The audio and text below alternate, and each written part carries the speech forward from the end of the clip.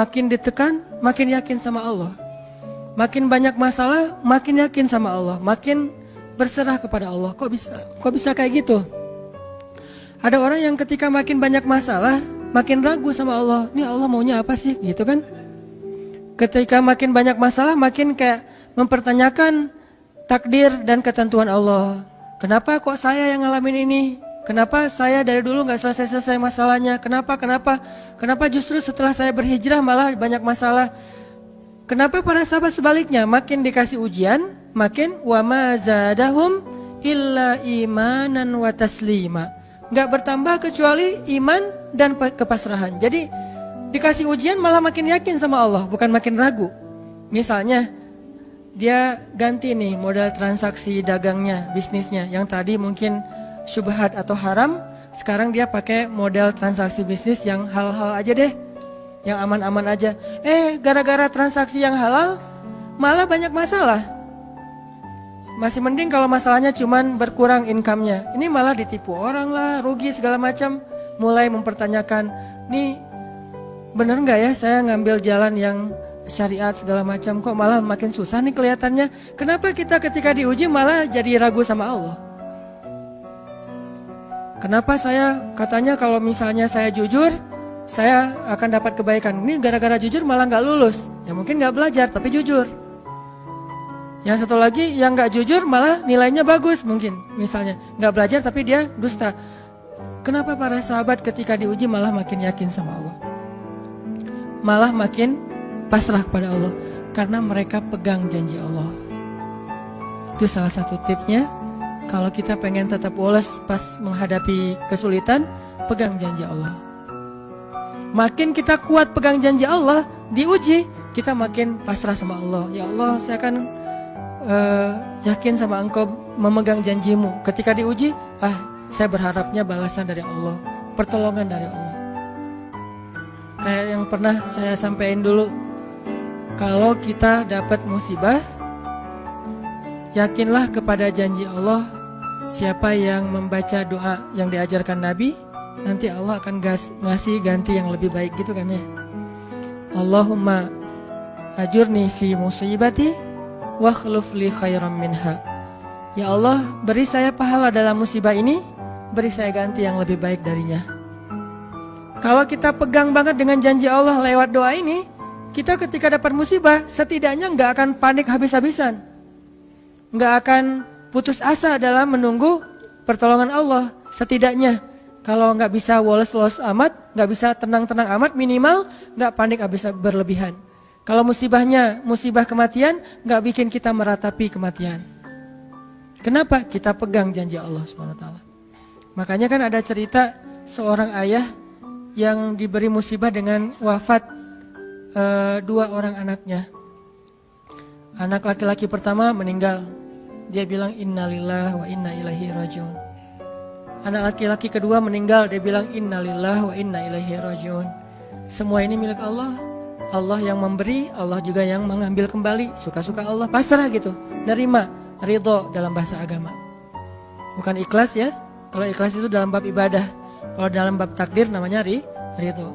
Raditu billahi robba. Saya ridho deh dengan ketentuan Allah, itu namanya ridho. Bukan yang ikhlas ya. Ikhlas apaan? Orang nggak lagi ibadah kan, lagi ada musibah. Jadi bukan yang ikhlas ya, bukan, tapi yang ridho ya. Kalau mau lebih tepat nih, tapi nggak apa-apa deh, pakai bahasa kita aja. Tapi kalau mau lebih tepat maknanya, yang ridho ya, sing ridho ya gitu, bukan sing ikhlas. Karena ikhlas itu ibadah ritual. Nah, dia ridho tuh. Innalillahi wa inna ilaihi rajiun. Innalillahi wa inna ilaihi rajiun. Yang ketiga meninggal juga. Dan dia mulai agak ragu nih, kok gini-gini amat ya. Suatu malam dia bermimpi 2 anaknya itu, dalam mimpi itu ayah ini mau jatuh ke sebuah jurang yang di bawahnya api, kayak api neraka gitu. Ditarik sama 2 anaknya, cuman gak kuat.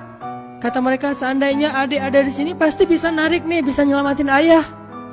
Kalau adik ada di situ, kenapa cuma 2 yang nolong? Karena 2 itu yang dia ridho, yang satu lagi nggak ridho. Akhirnya cuma 2 orang yang bisa nolong dia di akhirat. Bangun dari mimpi dia sadar, oh ternyata justru Allah pengen nolong dia di akhirat dengan musibah itu. Dan buat anaknya juga kebaikan nanti di akhirat masuk surga. Akhirnya dia bilang innalillah wa inna ilaihi rajiun, astaghfirullahalazim. Hidup kadang kayak gitu. Ketika kita pegang janji Allah, ada sesuatu yang kita tunggu di dalam kesulitan hidup kita, sehingga buat kita selalu punya harapan. Tapi kalau kita nggak pegang janji Allah, kita nggak nunggu apa-apa kecuali mengeluhkan keadaan kita, dan itu bikin kita lemah. Ditolak yang pertama, innalillah wa inna ilaihi rajiun. Ya Allah, beri saya yang lebih baik darinya. Nemu nih, ditolak lagi. Lebih cantik tapi nolak juga, kan lebih sakit ya. Lebih cantik ditolak lebih sakit. Ya Allah, beri yang lebih baik lagi. Makin lama makin di puncaknya rasa sakit yang udah gak tahan, diterima. Ini happy ending nih. Ada gak ya yang kayak gitu ya? Kalau jarang ada, berarti belum mempraktekkan jurus ini nih. Kalau pengen kayak gitu, coba tes deh. Cuman kalau ngetes Allah, Allah tahu sih ya. Coba deh praktekin, bukan ngetes, praktekin. Nanti pasti kita akan melihat hasil yang luar biasa. Jadi pegang janji Allah. Saya kalau nggak selalu sih, kadang-kadang nih, terutama hal-hal yang masih mampu. Ada musibah kecil, langsung berpegangan pada janji Allah. Nah, ntar Allah ganti yang lebih baik. Tapi itu harus dengan bahasa hati ya, bukan dengan lisan doang nih. Wa khluf li khairam minha. Hati nggak percaya. Allah kan bermuamalah, berakad dengan kita lewat hati itu teman-teman. Allah nggak berakad dengan kita lewat lisan doang. Makanya niat itu kan sesuatu yang terbersih di dalam hati. Walaupun dalam prakteknya ada mazhab yang mengucapkan, ada mazhab yang tidak mengucapkan. Yang jelas secara definisinya terbersih di dalam hati. Innamal a'malu binniyat. Terus Nabi menunjukkan dalam riwayat yang lain, Nabi menunjukkan ke dadanya atau hatinya. Artinya Allah berakad dengan kita itu dengan hati. Jadi kita kalau mau ditolong Allah, katakan kalimat itu dengan benar-benar yakin di hati kita. Wa khluf li khairam minha. Emang yakin saya Allah bisa ganti nih. Yakin. Gimana caranya? Itu bukan bagian kita, itu bagian Allah.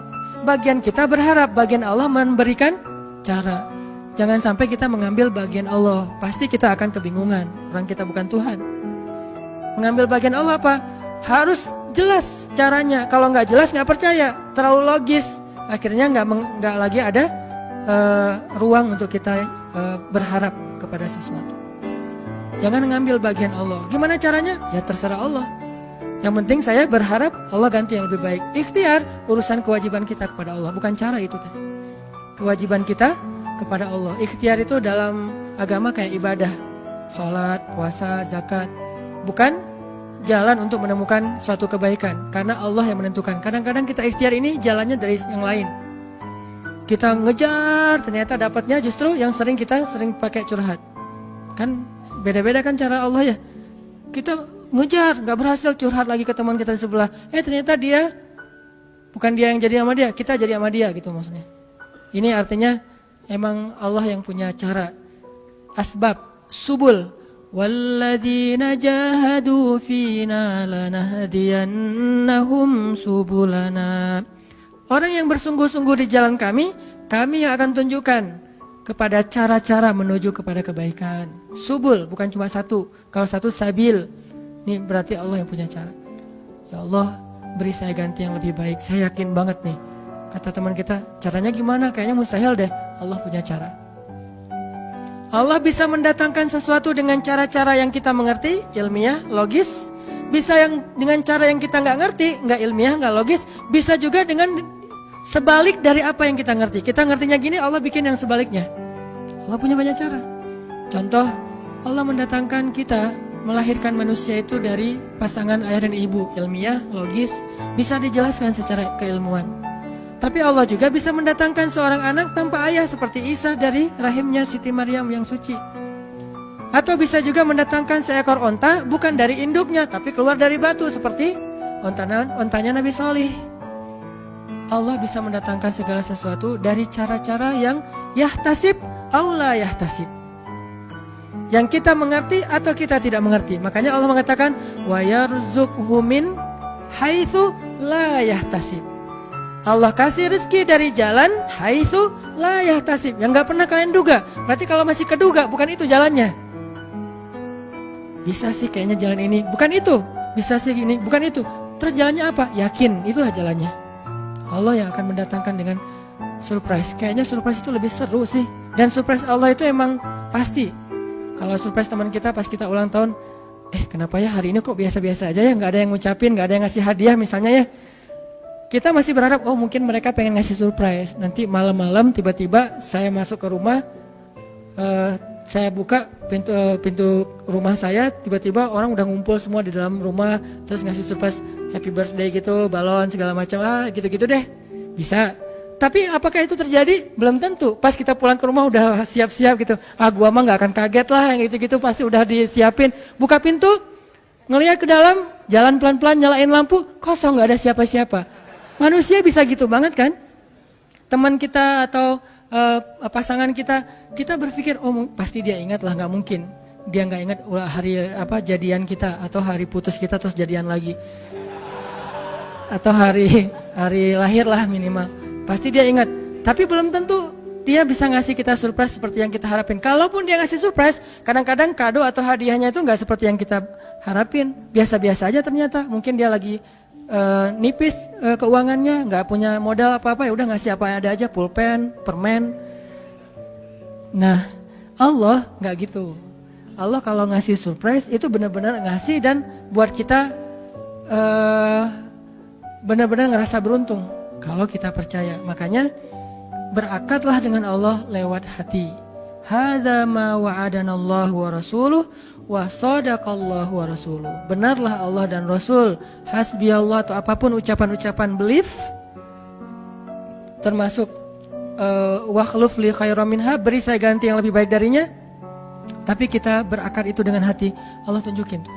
Ini yang bisa bikin kita sedikit lebih tenang atau banyak bisa dapat ketenangan kalau kita dalam kondisi yang sulit. Kalau diuji dalam hal-hal yang kayaknya mentok gitu, mau kemana lagi nih, mau gimana lagi nih, mau apa lagi nih, kan gitu kan? Udah nggak tahu lagi mau gimana, mau kemana, mau apa, mau siapa lagi nih? Kayaknya semua yang di list reunian udah ditembak satu-satu, gagal semua gitu kan? Mau siapa lagi nih? Teman kuliah udah, teman SMA udah, sampai teman SD juga udah. Masa nyari teman TK gitu kan ya? Nyari semua nolak, ke siapa lagi? Allah yang punya siapanya. Kadang-kadang siapanya Allah itu kita nggak pernah ngeduga. Yang kita nggak pernah mau ke situ karena berpikir nggak mungkin deh kalau itu mah. Justru kita nggak ngedatangin dia karena kita nggak percaya mungkin. Tapi buat Allah apa sih yang nggak mungkin?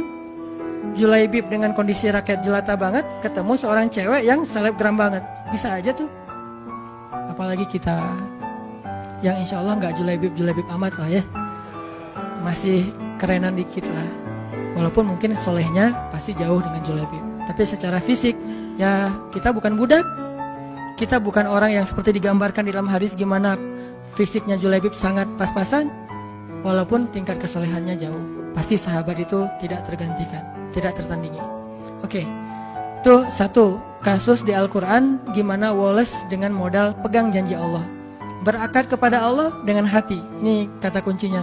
Berakad kepada Allah dengan hati. Dan Allah pasti la yukhliful mi'ad. Gak akan ingkar janji. Gak akan. Kalau dengan hati. Masalahnya tingkat hati juga darajat. Lahum darajatun inda rabbihim. Orang yang beriman itu bertingkat-tingkat. Ada yang imannya itu benar-benar luar biasa. Sampai hal yang paling mustahil buat dia tuh gak ada yang mustahil buat Allah. Ada yang berimannya yang berat-berat mah dia masih agak-agak ragu, yang ringan-ringan dia masih yakin. Berarti aku tergantung prasangka hambaku kepadaku.